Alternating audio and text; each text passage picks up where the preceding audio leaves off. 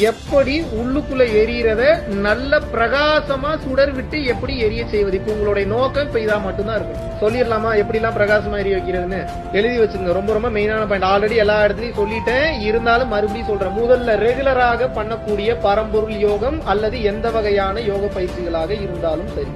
ஏன் பரம்பொருள் யோகம் ஃபர்ஸ்ட் பிரெஃபரன்ஸ்னா, அதுல பல்வேறு வகையான யோக முறைகளுடைய கலவை இருப்பதனால் அது மிகவும் சக்தி வாய்ந்தது என்று கூறுகிறேன். முதல்ல பரம்பொருள் யோகம் அலாங் வித் விளக்கு தியானம்.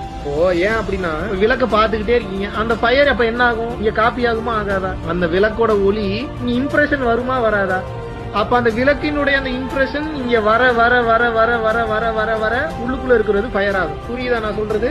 காலையில 7 மணிக்குள்ள இருக்கக்கூடிய சூரியனை 3ல இருந்து 4 நிமிஷம் வெறும் பூர்வ மத்தியத்துல பாத்தீங்கன்னா கண்ணை திறந்து கொண்டு பார்க்கணும். 7 மணிக்கு மேல இருக்கக்கூடிய சூரியனை பார்க்க கூடாது. அல்லது மாலை சூரியன்னா 6 மணிக்கு மேல, சூரிய அஸ்தமனத்துக்கு மேல புற ஊதா கதிர்கள் அல்ட்ரா வயலட் ரேஸ் அதிகமா இல்லாத நேரத்துல 3ல இருந்து 5 நிமிஷம் மேக்சிமம் பாத்தீங்கன்னா மூக்குல இருந்து தண்ணி ஊத்தும், காது ஓபன் ஆகும். ஒரு கட்டத்துக்கு மேல சூரியன் பல சூரியனாக தெரிய ஆரம்பிக்கும். நீங்க அப்புறம் பாருங்க உள்ளுக்குள்ள ஒளி பிரகாசமாகும். இப்படியும் ஹீட்டை ஏற்றி அதிகப்படுத்தலாம். தினசரி நீங்கள் கொடுக்கக்கூடிய அன்னதானம், ஒருத்தருக்காக டெய்லி சாப்பாடு வாங்கி கொடுத்தீங்கன்னா உள்ளுக்குள் இருக்கக்கூடிய ஒளி அதிகமாகும். அது எப்படா அதிகமாகும்? உண்டி கொடுத்தோர் உயிர் கொடுத்தோர்னு சொல்றாங்க. அப்படின்னா என்ன? சாப்பாடு கொடுத்தவன் உயிரே கொடுத்ததுக்கு சமம் அர்த்தம். உயிர்னா எது? ஒளி. ஒளினா எது? ஆன்மா. அப்போ ஒருத்தனுடைய ஆன்மாவை செத்து போகாம சாப்பாடு கொடுத்து பாதுகாக்கிறீங்க, அப்படித்தானே? பிரபஞ்சத்தினுடைய விதி என்ன? ஒரு முறை கொடுத்தால் பல மடங்கு திருப்பி கொடுக்கும். இப்ப நீங்க உயிரை கொடுத்துட்டீங்க, இப்ப அது எதை பல மடங்கு திருப்பி கொடுக்கும்? Simple calculation. இதுக்கெல்லாம் பெரிய தியரி போடணுமா? பாருங்க, நான் மெடிடேஷன் கூட 24 மணி நேரம் மெடிடேஷன் இருக்கேன், நான் இல்லன்னு சொல்ல.